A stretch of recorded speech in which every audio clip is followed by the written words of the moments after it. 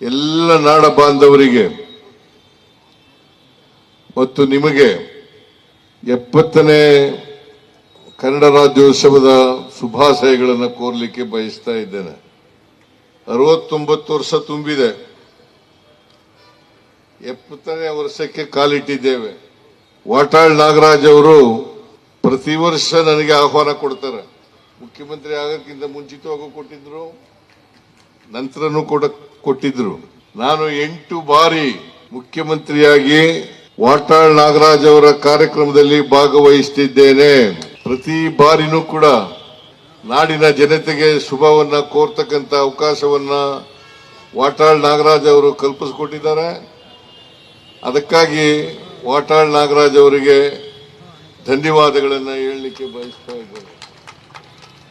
ವಾಟಾಳ್ ನಾಗರಾಜು ನಾವು ಒಂದೇ ಜಿಲ್ಲೆಯವರು.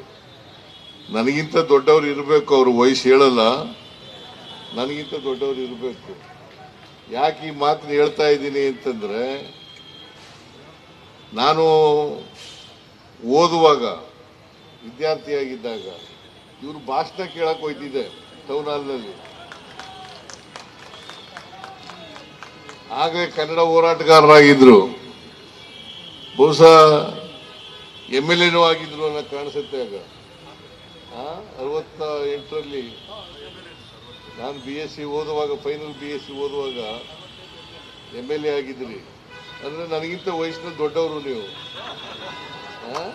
ಅದು ಒಪ್ಕೊಳಕ್ ತಯಾರಾಗಿಲ್ಲ. ದೊಡ್ಡವರು ಅಂತ ಒಪ್ಕೊಳ್ಳಿ. ವಾಟಾಳ್ ನಾಗರಾಜ್ ಅವ್ರು ಕಂಡ್ರೆ ಬಹಳ ಅಭಿಮಾನ, ಪ್ರೀತಿ, ಗೌರವ ಎಲ್ಲ ಇದೆ ಅಂತಕ್ಕಂಥ ಮಾತುಗಳನ್ನು ಹೇಳಲಿಕ್ಕೆ ಬಯಸ್ತಾ ಇದ್ದೇನೆ.